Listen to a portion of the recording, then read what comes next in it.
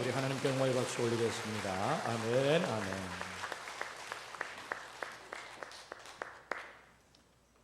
최근에 몇 분의 성도님과 대화를 하면서 참 인생에 무거운 짐이 있구나, 이러지도 못하고 저러지도 못하는 인생의 진퇴양난에 빠져서 참으로 힘겨워하는 그런 삶을 들여다보면서 저는 그 성도와 대화를 끝내고 하나님께 기도했습니다. 하나님, 왜 저분들에게 이런 일이 있어야 됩니까? 라는 기도. 그리고 동시에 하나님, 저분들에게 하나님께서 말씀하시는 메시지를 주십시오. 저 고통의 문제 앞에서, 저 눈물의 문제 앞에서 가슴을 치면서 어찌할까 한탄하는 저들에게 하나님께서 들려주실 말씀을 주십시오 라고 기도를 했습니다. 하나님은 제 마음에 감동을 주셔서 이스라엘 백성의 출애굽 여정을 묵상하게 하셨습니다. 출애굽의 여정은 마치 우리 인생길과 같습니다. 그 출애굽의 여정 가운데는 많은 문제들이 있습니다. 많은 고통의 문제, 아픔의 문제. 그러나 결국 그 모든 문제들을 극복하고 하나님이 약속하신 적과 꿀이 흐르는 가나안 땅으로 그 백성을 인도해 가십니다. 해서 오늘 저 사랑하는 성도들에게 문제가 있고 아픔이 있고 눈물이 있지만 하나님께서 저 성도를 사랑하신다면 반드시 하나님이 목표하시는 가나안 땅으로 들이실 터인데, 지금 고통 가운데 있는 저 문제 앞에 하나님의 메시지를 들려주십시오 라고 기도했을 때 오늘 하나님께서 주신 본문의 말씀을 전하라, 그렇게 감동을 주셨어요. 우리 인생길에는 참으로 답답한 문제들이 예기치 않게 찾아옵니다.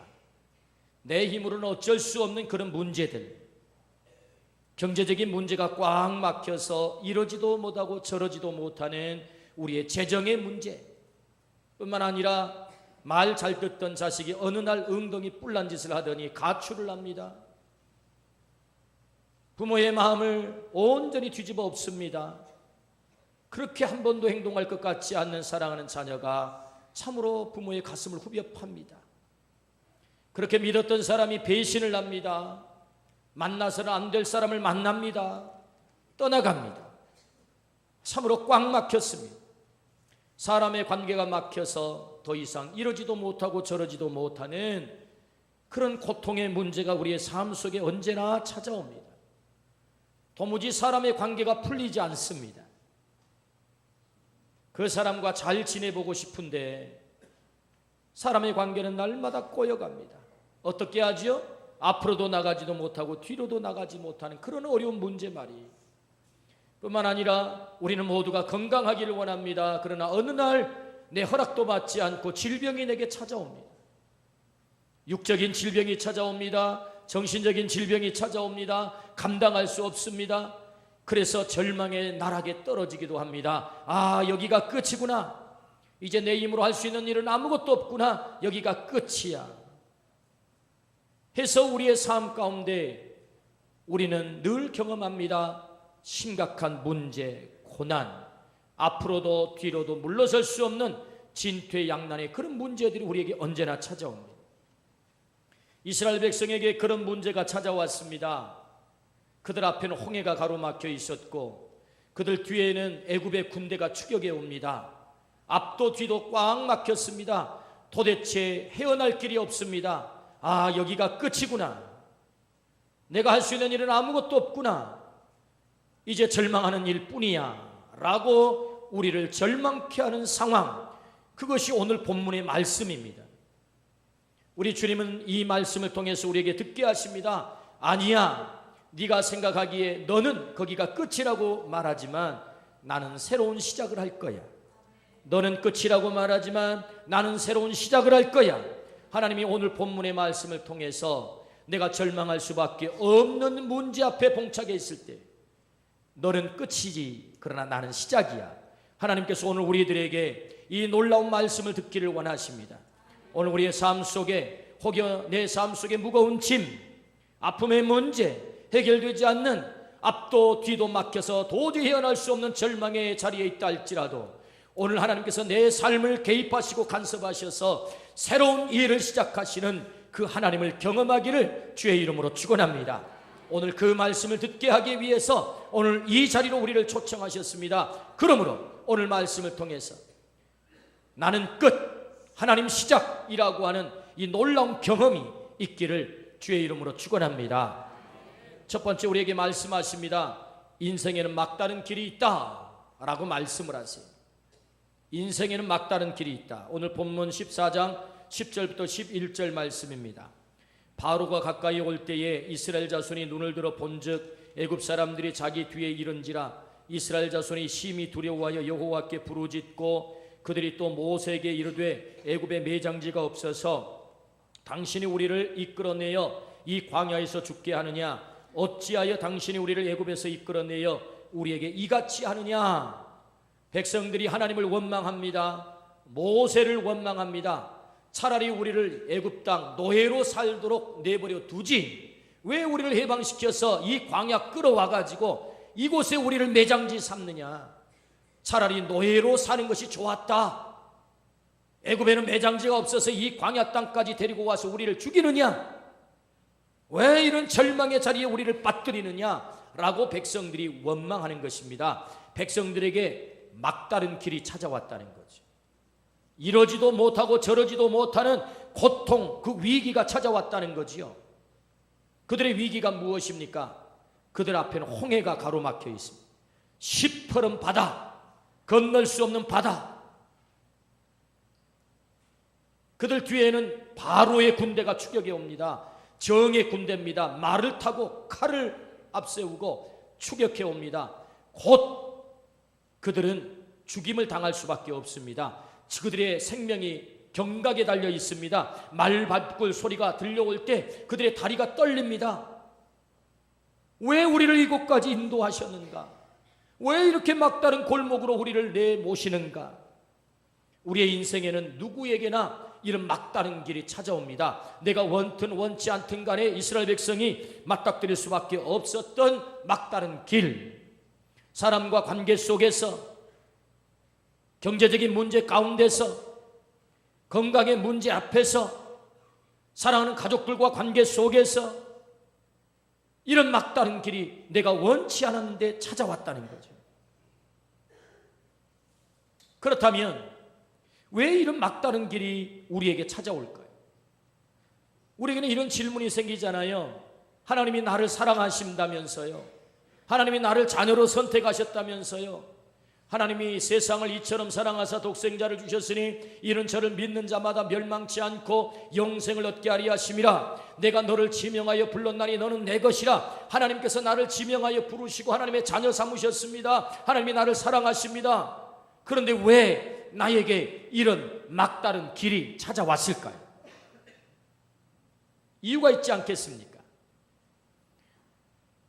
왜 홍해가 있어야 되는지, 왜 오늘 우리의 인생길에는 이런 고난이 있어야 되는지 질문. 우리는 이 질문에 대한 대답을 다 할 수는 없습니다. 사실은 성경도 우리에게 고난에 대해서 명쾌하게 다 대답은 하지 않습니다. 그러나 오늘 본문의 말씀을 통해서는 몇 가지, 오늘 우리에게 그 고난의 원인이 무엇인지, 왜 홍해를 그들이 만나야 되는지 그 이유를 가르쳐 주십니다. 그 첫 번째, 바로가 있기 때문이다. 그렇게 말씀하세요. 바로가 있기 때문이다. 여러분, 바로는 악한 존재입니다. 이스라엘 백성을 끊임없이 공격하고 괴롭히는, 이스라엘 백성을 죽이는 어둠의 세력, 이 바로죠.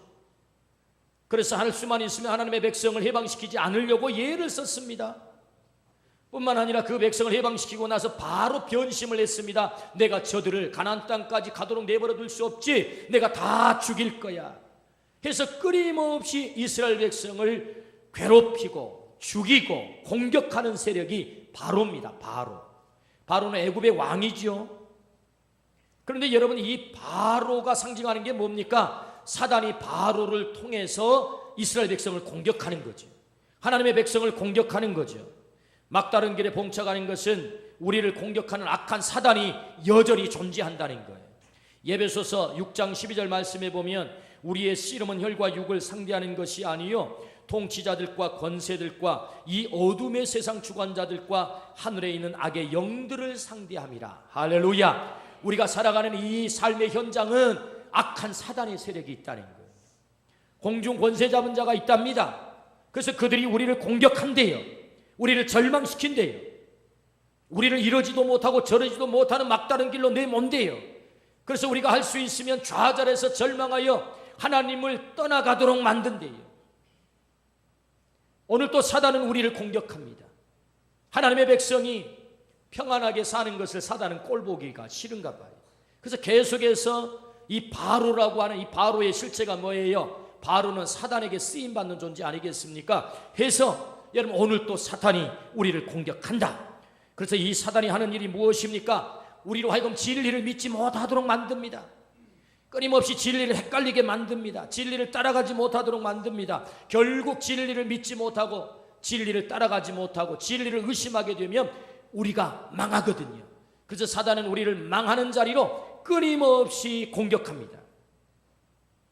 뿐만 아니라 사단은 우리를 계속해서 쾌락에 빠지게 만듭니다. 도박에 빠지게 만듭니다. 약물에 빠지게 만듭니다. 중독에 빠지게 만듭니다. 결국은 파괴가 목적입니다. 사단의 공격이 있다는 거예요. 여러분 영적 분별력을 우리가 가지시기를 주의 이름으로 축원합니다. 내가 하나님의 진리의 말씀이 분명히 내게 있음에도 불구하고 진리의 말씀에 거슬려서 행동하고자 하는 그 유혹, 행동을 촉구하는 그 유혹을 우리가 분별할 수 있어야 돼요. 사단은 끊임없이 하나님의 진리의 말씀으로부터 우리를 자꾸 벗어나도록 만듭니다. 하나님은 선을 행하라고 할 때 사단은 아니야, 괜찮아, 좀 악을 행해도 괜찮아, 그렇게 말하는 것입니다. 사단은 그것을 끊어버리라고, 하나님은 그것을 끊어버리라고 말하지만 사단은 야, 뭐 그거 점 뭐 몇백 원인데 그거 괜찮아, 그 점 몇백 원이 저는 잘 모릅니다. 그거 해도 괜찮아, 그 몇 번 당긴다고 그거 누가 뭐라고 그래? 몇 번 베팅한다고 그거 뭐 누가? 사단은 계속해서 유혹하는 것입니다. 우리를 망하도록 하기 위해서 계속 공격하는 것입니다. 하나님은 그것을 끊어버리라고, 하나님은 그 사람을 만나지 말라고 말합니다. 그런데 사단은 자꾸 유혹합니다. 그거 좀 몇 번 만나서 즐겨도 괜찮아. 사단은 계속해서 사람의 관계를 깨뜨립니다. 사람의 관계를 공격하죠. 부부관계를 깨뜨리고 가정을 깨뜨리고 교회도 깨뜨리고 계속해서 깨뜨리는 공격을 사단이 합니다. 지역을 깨뜨리고 나라를 깨뜨리고 계속 관계를 깨뜨리는 일을 사단이 하죠. 그래서 여러분, 사단이 하는 일 가운데 최대의 일은요, 이간질하는 일입니다. 분리시키는 일, 관계를 파괴시키는 일. 그래서 여러분, 사단의 또 다른 별칭이 참소자입니다. 참소자. 해서 사람들의 관계를 깨뜨리고 하나님으로부터 분리시키고, 결국 목표가 어디 있는 것입니까? 인간으로 하여금, 사람으로 하여금 절망에 빠져서 결국 죽게 만드는 거지요.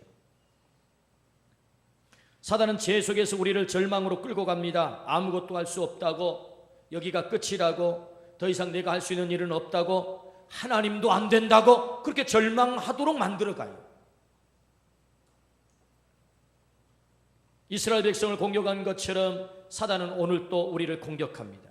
바로가 이스라엘 백성을 공격해서 그 백성들을 절망케 한 것처럼 사단은 오늘 또 우리를 공격해서 우리로 하여금 나는 끝났구나, 상황이 종료됐구나, 더 이상 내가 할 수 있는 일은 아무것도 없구나 라고 우리를 자꾸만 절망의 자리로 끌고 가는 것입니다. 이것은 사단의 공격입니다. 그래서 우리가 막다른 길에 놓이게 되는 것입니다. 왜 그런 막다른 길이 있어야 됩니까? 라는 질문, 그것은 사단의 공격이 있기 때문이다. 바로가 이스라엘 백성을 공격한 것처럼 오늘 또 우리의 삶 속에 그 악한 사단이 공격합니다. 그러므로 오늘 우리 모두가 영적 분별력을 가지고 사단의 이 공격 앞에 우리가 영적으로 잘 대처하기를 주의 이름으로 축원합니다. 이것이 하나님이 원하는 일인지, 사단이 나를 멸망시키기 위해서 지금 달콤하게 찾아오는 음성이고 유혹이고 손길인지를 잘 구분해야 될 줄로 믿습니다. 아멘. 여러분, 이스라엘 백성은 모두가 이 바로의 공격 앞에 다 절망했습니다. 공격해온 바로는 보였고 홍해바다는 보였지만 정작 그들이 바라봐야 될 하나님은 보이지 않아요. 때문에 그들은 절망하는 것입니다. 그러나 이 영적 분별력이 있었던 모세, 그 모세 한 사람은 환경에 영향받지 않고 백성들의 아우성에 영향받지 않고 여론에 영향받지 않고 하나님만을 바라보고 하나님께 무릎 꿇어 그 백성들의 그 절망을 해결하고 바로의 공격을 무력화시킨 줄로 믿습니다. 깨어 있었던 모세, 그가 바로의 공격을 무력화시켰다. 오늘도 깨어있는, 영적으로 깨어있는 그 사람을 통해서 악한 사단의 공격을 무력화시키는 줄로 믿습니다. 아멘. 자, 그렇다면 왜 이런 막다른 길이 있어야 되는가? 첫 번째 질문의 대답, 악한 사단의 공격이 오늘도 있다. 그래서 오늘 우리의 삶 속에 위기가 있고 원치 않는 절망이 있고 아픔이 있고, 아, 이제 나는 끝났구나, 이런 사건들이 내 삶 속에 벌어진다. 두 번째, 왜 이런 막다른 길로 하나님은 나를 인도하시고 또 이런 막다른 길이 내게 있어야 되는가? 두 번째 이유, 오늘 출애굽기 13장 18절 한번 같이 읽어봅니다. 그러므로 하나님이 홍해의 광야 길로 돌려 백성을 인도하심에 이스라엘 자손이 애굽 땅에서 대열을 지어 나올 때에, 오늘 출애굽기 13장 21절부터 22절 같이 한번 읽어보시겠습니까? 여호와께서 그들 앞에서 가시며 낮에는 구름 기둥으로 그들의 길을 인도하시고 밤에는 불기둥을 그들에게 비추사 낮이나 밤이나 진행하게 하시니 낮에는 구름 기둥 밤에는 불기둥이 백성 앞에서 떠나지 아니하니라. 아멘. 오늘 이 말씀에 보니까 왜 막다른 길이 있어야 됩니까에 대한 두 번째 대답, 그것은 하나님의 의도적 세팅이다, 그렇게 말씀하세요. 의도적 세팅이라는 말을 다른 말로 바꾸면 하나님의 계획이다. 하나님이 뭔가를 백성들에게 가르치기 위해서 하나님이 계획하시고 섭리하신 일이다. 그걸 우리가 알게 돼요. 왜요? 오늘 이 말씀에 보면 하나님께서 홍해길로 이스라엘 백성을 인도했다라고 말씀하세요. 또 구름기둥과 불기둥으로 하나님께서 그 백성과 함께해서 구름기둥이 가면 백성들은 가고 구름기둥이 서면 백성들이 섰습니다. 마치 오늘날 차에 내비게이션이 있어서 아가씨가 전방 200m에서 우회전하십시오 하면 우리가 따라가며 목적지에 도착하는 것처럼 구름 내비게이션 또 불기둥 내비게이션이 있어가지고 하나님께서 그렇게 아주 자상하게 인도했다는 거예요. 구름기둥과 불기둥으로 어디로 인도했다는 것입니까? 홍해길로 인도했다는 거예요. 그러니까 여러분, 이 말씀을 통해서 보면 하나님께서 그 사랑하는 백성을 의도적으로 홍해로 인도한 것을 알게 되죠. 하나님의 의도적 세팅이다. 그렇다면 왜 하나님은 이런 계획을 세우셨을까요? 여러분, 만약에 바로의 군대가 추격해 오지 않았더라면 아마 이 홍해길로 인도하셨다 할지라도 이스라엘 백성이 출애굽한 이후에 얼마나 신났겠어요. 하나님께서 우리를 해수욕장으로 인도하셨구나, 날도 더운데 여기서 실컷 놀다 가지 뭐, 아마 이랬을 거예요. 근데 하나님은 잘 알고 계셨을 거예요. 애굽의 군대가 추격해 온다는 것도 알고 있었을 터이고 그들 앞에 시퍼런 홍해가 놓여 있는 것도 잘 아셨을 거예요. 그럼에도 불구하고 하나님께서는 그 홍해길로 인도를 하신 거예요. 무슨 낭만적으로 해수욕을 즐길 수 있는 그런 형편이 아니라고요.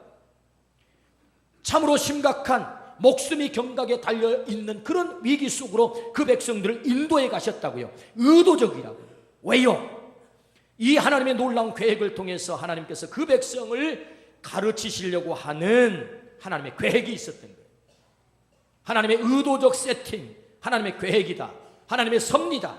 그러므로 여러분, 오늘 우리의 인생길에 때로 이러지도 못하고 저리지도 못하는 진퇴양난의 우리의 인생에 무거운 일들이, 무거운 사건들이 벌어질 수 있어요.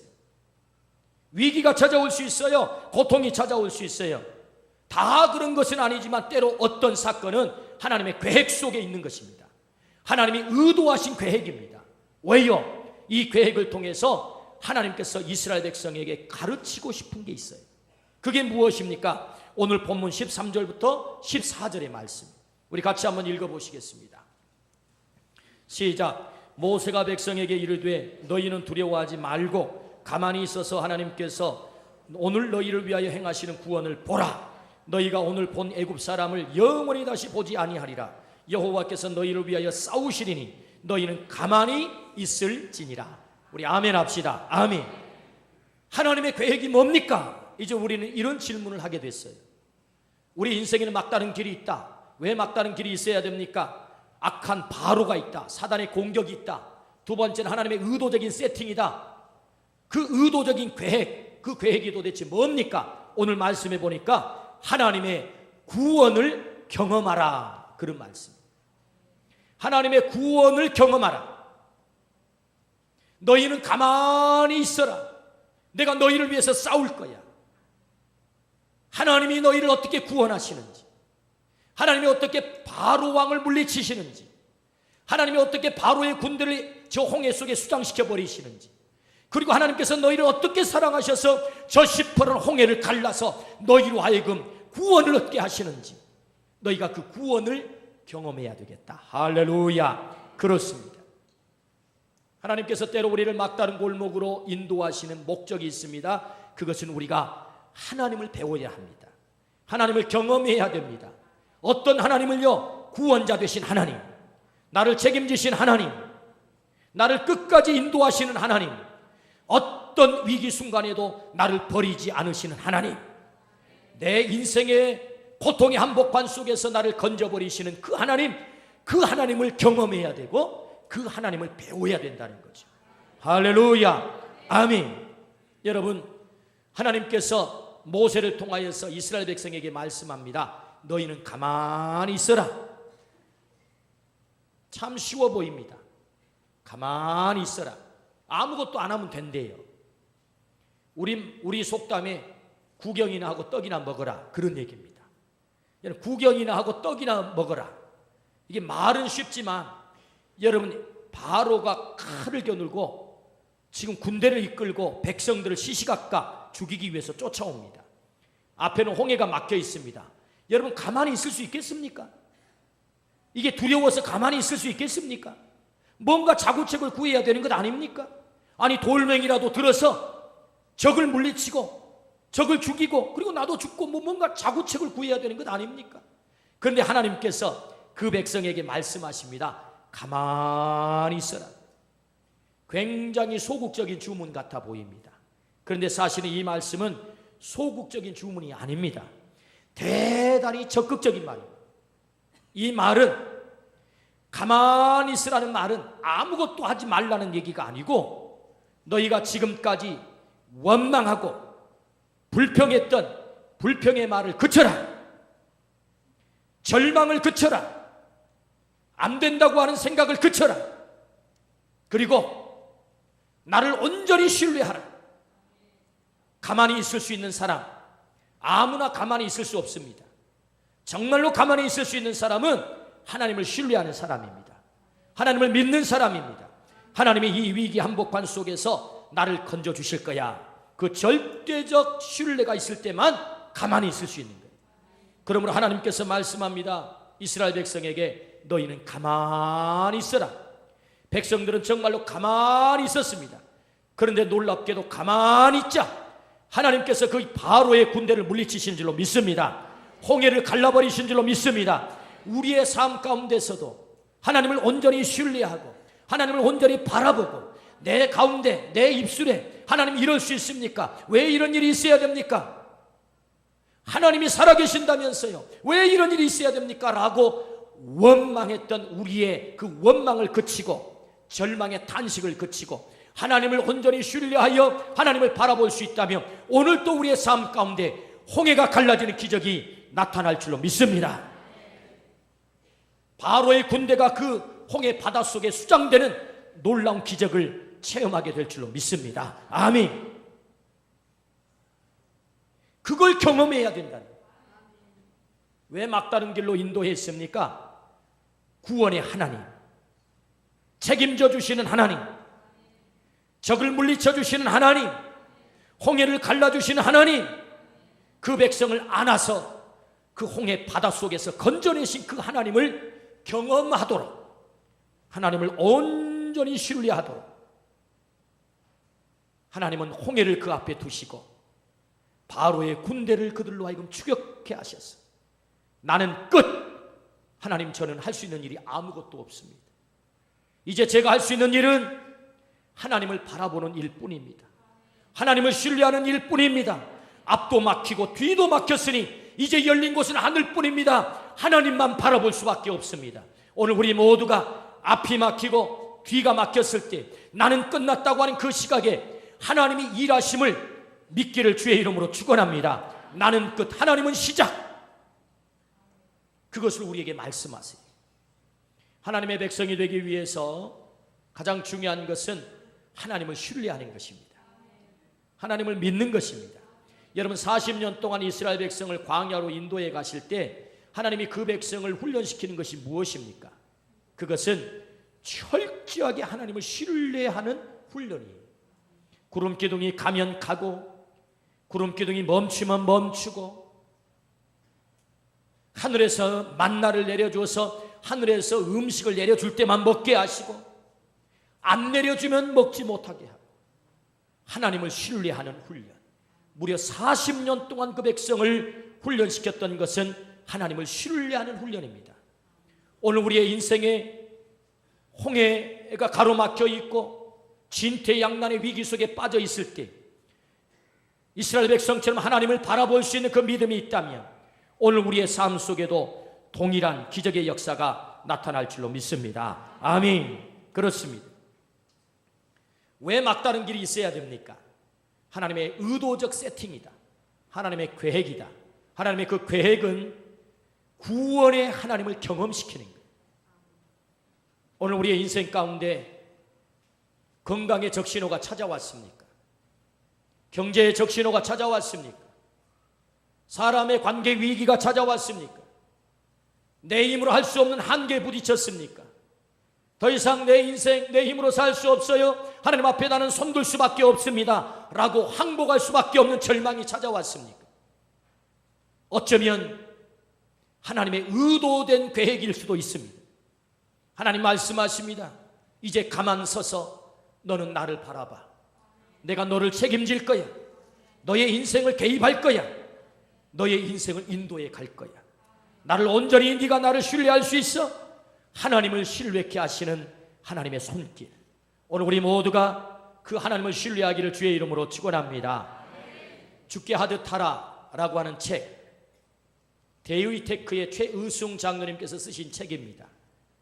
1991년도에 천안에 거의 10,000평에 가까운 땅에 큰 공장을 세웠어요. 사운을 걸고 공장을 세웠습니다. 태풍이 온다는 뉴스가 나왔어요. 그래서 공장을 다 세워가지고 기계를 다 들여와서 이제 가동만 하면 되게 돼 있어요. 근데 태풍이 오는 바로 그 시점에 태풍이 와서 공장을 휩쓸어버린 게 아니라 그만 불이 난 거예요. 불이. 완전히 공장이 전소됐습니다. 완전히 재기가 어렵게 됐습니다. 절망의 상태에 빠졌습니다. 이 최의숭 장로님, 하나님을 안 믿는다는 얘기가 아닙니다. 하나님을 잘 믿습니다. 그는 100개의 교회를 세우겠다고 하나님 앞에 서원했던 사람, 지금까지 70개의 교회를 세운 사람, 대단하신 분이세요. 온전히 하나님께 헌신했던 사람. 그런 그가 데이위테크를 세워가지고 물건을 만들어서 자동차 부품을 세워서 거의 전량을 외국에 수출을 하는 그런 회사를 일궜던 사람. 그래서 이제 또 사운을 걸고 큰 공장을 지어가지고 가동을 하려고 하는 그때에 완전히 화재로 전소가 되어서 완전히 절망에 빠졌습니다. 32명의 채권자들이 그 소식을 듣고 다 벌떼처럼 일어났습니다. 이제 저 공장 망하게 생겼으니 우리 빚 준 것 이게 받기 힘드니까 한 사람이라도 더 빨리 받아가지고 내 빚 받아야 되겠다라고 벌떼처럼 일어난 거예요. 최의숭 장로님 그 절망의 자리에서 모세처럼 무릎을 꿇었습니다. 하나님 앞에 회개했습니다. 회사가 잘 나가고 거침없이 나가니까 마치 자신의 실력으로 자신의 능력으로 회사를 일군 줄 알았습니다.